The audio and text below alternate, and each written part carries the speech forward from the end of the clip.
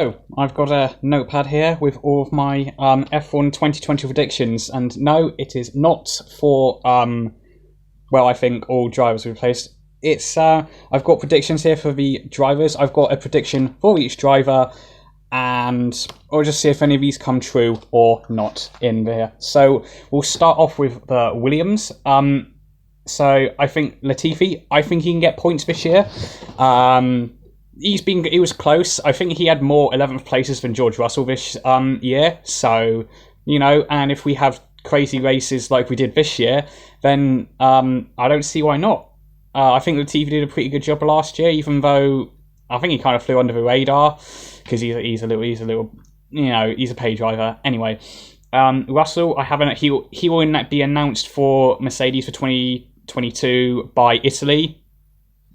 I said Italy because usually around that time we get big driver announcements anyway, so I think that kind of makes sense. Now we move on to the Haas. First off, let's get the most problematic F1 driver ever, Nikita Mazapin. I've gone with he will either get a race ban or he'll be close to one by at least 2 points.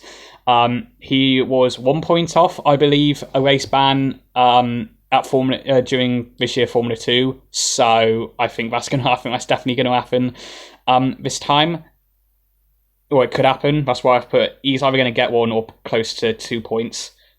2 points off.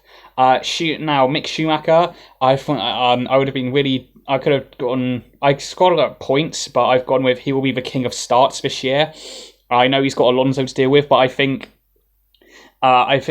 he's been really good with his starts, Schumacher, in F2. So I think that with the Haas car probably not going to be the greatest car in the world, but that means more positions for him to gain.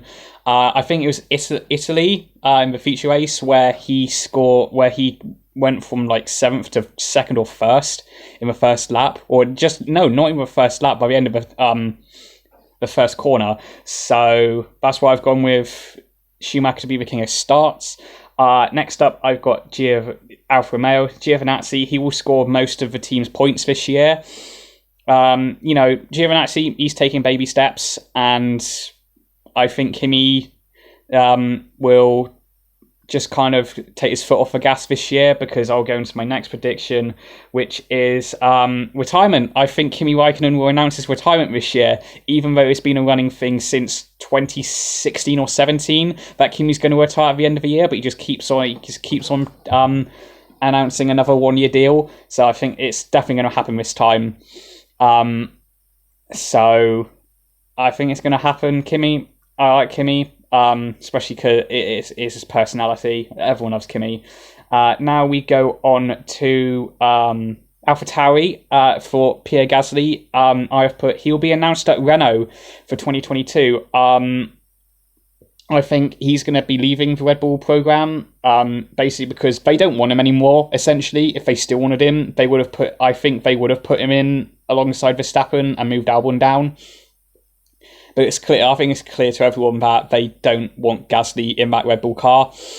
So I think he's gonna leave, and he will go to Renault, which will leave Ocon out of a drive, unfortunately. But we'll get to Ocon in a minute. Next up, we've got. I think I'm more excited for this driver than I am Schumacher, which is weird for me to say since I'm a diehard Mick Schumacher fan. He hasn't even raced yet. And I'm a Michael Schumacher fanboy as well, so it probably goes on with that. But Yuki Tsunoda, he's going to beat Gasly in quali, I think. Not whitewash him. I think there's other drivers that have, because I think Gasly's just got a bit more experience. But I think he will beat Gasly in qualifying over the course of the year, because Tsunoda, he's very quick, super, super quick.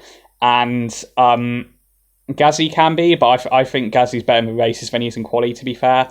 I think it's the same with Kvyat. Kvyat was better in quali, I think, if I remember correctly. I don't know. Now this one, I kind of messed this up, so we'll go with Ferrari next, since we're going in championship order. Charles Leclerc, I was struggling what to think of him when I was doing these last night, but I think he's gonna have a coming together with Sainz at some point during this year. I'm gonna scratch that out. what shall I put for Leclerc? Because that's a bit horrible. Although to be fair, that Mazepin one's a bit horrible. But I don't know. He will whitewash. No. Yeah, he's going to whitewash Sainz in qualifying. I think some of his qualifying performances last year in that tractor of a Ferrari were incredible. I mean, was it Sakia? Yeah, Sakia, where he put it on fourth. I don't know how he managed to do that, considering what's powering that.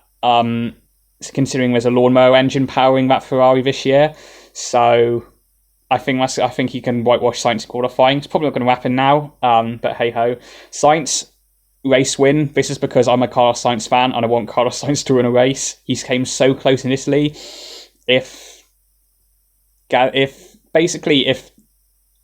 any of the stuff didn't happen and maybe a few more laps, I think Sainz should have had that Italian race in the bag. I don't know much to say on that one. Norris, he's going to beat Ricciardo. I think he's going to, similar to Tsunoda, very similar to Tsunoda. Excuse me. He's going to beat Ricciardo in quali. He beat Sainz this year, not by a lot, but he beat Sainz by one. But he'll still. I think Norris is quicker in quali and kind of lacks in the races at the moment. So far, in his short F1 career, but I think he'll soon sort that out because he's Lando Norris. Next up, Ricciardo, race win. If Sainz and Norris can get McLaren onto the podium, Ricciardo's going to take it to the next level and get them that first win since 2012. Oh my god, I am so old because I remember that, because I wasn't going to say I wasn't there, I was watching it back in 2012 Brazil. Next up, Aston Martin, Vettel. He's going to bounce back because that last year Ferrari, I speak for, everyone will say this, just felt so sorry for Seb being just stuck in the middle of the pack with a car which was powered by a lawnmower, and he's definitely gonna bounce back. I've got no doubt in my mind that Seb will bounce back. He's still a quality driver. He showed that in Turkey that he's still got it. And it's why he didn't retire at the end of the year. He knows he's still got it, and I think everyone else knows who's still got it.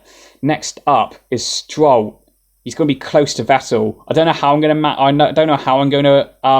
Because when the season is over, when 2021 season is over, I will go back on this video and see what I got right. And I don't know how I'm going to judge this. How close to Vettel. But I'm sure I will, if he is close enough, I'll weasel my way around it. There's probably be a bit too vague. It's probably why I left it like that, because I don't know what Stroll's going to be like. Because this year, he's at his best season. And he was very close to Perez. I think if it wasn't for that horrific month that he had when he caught COVID and had that awful race, well, he's going to have a decent race until that Mugello crash, which took it out on him, I think.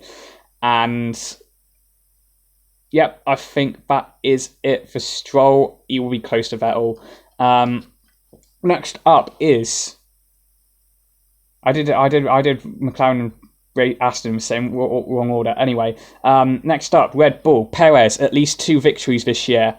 If Verstappen, if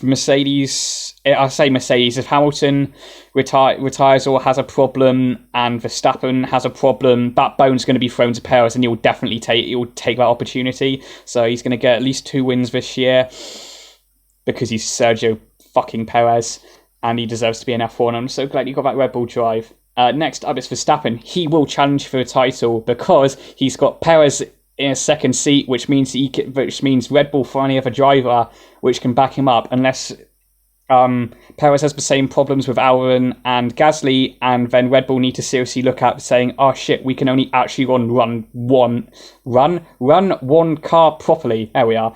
And yeah, so I think Perez is going to expose Red Bull this year. I'm going to do a video on that one, how he's going to expose Red Bull. That's another video I don't actually need to write down now.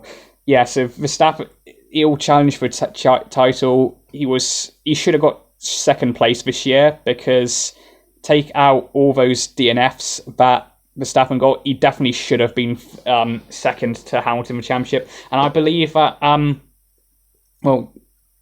like Verstappen's one of those generational talents, and he's going to go a long way. And yeah, he'll challenge Hamilton for the title.